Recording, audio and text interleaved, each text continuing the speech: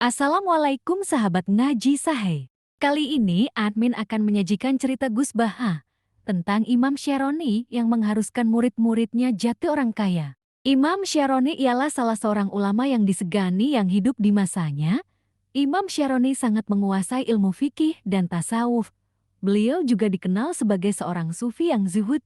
Meski demikian, beliau tidak menghendaki murid-muridnya hidup miskin.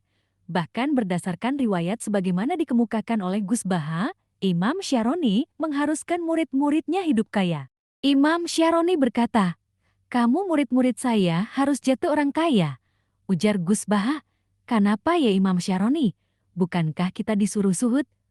Tanya seorang santri kepadanya seperti dituturkan Gus Baha. Gus Baha mengemukakan alasan Imam Syaroni memerintahkan muridnya menjadi orang kaya, sebab dalam Al-Quran terdapat perintah untuk menginfakkan atau menyedekahkan sebagian hartanya.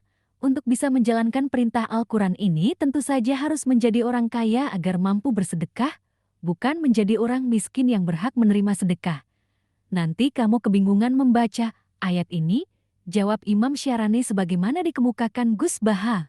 Lalu beliau membaca anfiku, sambungnya, artinya, kalau kamu miskin, pas baca anfiku mimma razaqnakum, kamu bingung, paparnya, karena kamu nasibnya yunfakun, Qur'annya yunfikun bukan yunfakun. Yunfikun itu memberi, bukan diberi, tandasnya.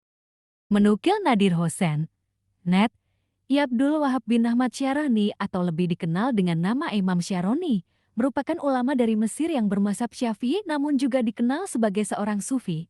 Kabarnya ia hafal Quran saat berusia 7 tahun. Sewaktu kecil sudah terlihat tanda-tanda karamahnya ketika ia terjatuh di sungai Nil namun ia diselamatkan oleh seekor buaya. Beliau belajar fikih, hadis dan disiplin ilmu keislaman lainnya dari para masyayikh terkemuka pada masanya. Beliau bercerita sendiri bagaimana susah payah menempa dirinya ketika menempuh suluk. Beliau bahkan mengaku belajar langsung kepada Nabi Khidir. Walhasil banyak kisah unik seputar beliau ini, termasuk beliau saat syalat bisa mendengar binatang, bebatuan dan dinding serta pilar. Masjid bertasbih mengagungkan Allah. Subhanallah. Di tangan beliau, fikih dan tasawuf bisa berjalan beriringan. Di tangan beliau, perbedaan mazhab bisa terlihat indah. Bahkan beliau memberikan penilaian mana pendapat fikih yang berat tasidid dan mana yang ringan tahfif. Yang berat untuk para ulama dan pendapat yang ringan dipilihkannya untuk orang awam. Inilah timbangan besar Al-Mizan Al-Kubra yang beliau berikan kepada kita untuk menimbang-nimbang pendapat fikih yang ada.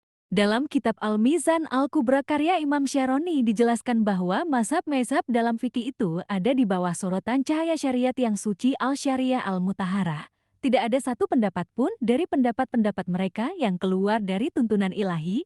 Itu sebabnya tidak cukup hanya dengan menjelaskan lewat rangkaian kata-kata. Imam Syaroni menjelaskan pula lewat berbagai gambar dan bagan untuk memudahkan pembaca memahami penjelasan beliau. Dalam halaman-halaman selanjutnya, Imam Syaroni yang bermazhab Syafi'i ini dengan gigih membela Imam Abu Hanifah dari serangan tajam para kritikus. Terlihat jelas bagaimana Imam Syaroni jauh dari sifat kefanatikan. Ilmu fikih dan tasawufnya sudah taraf mumpuni, maka tidak heran ada yang menganggap beliau salah satu waliullah. Wa'allahu alam bik, syawab.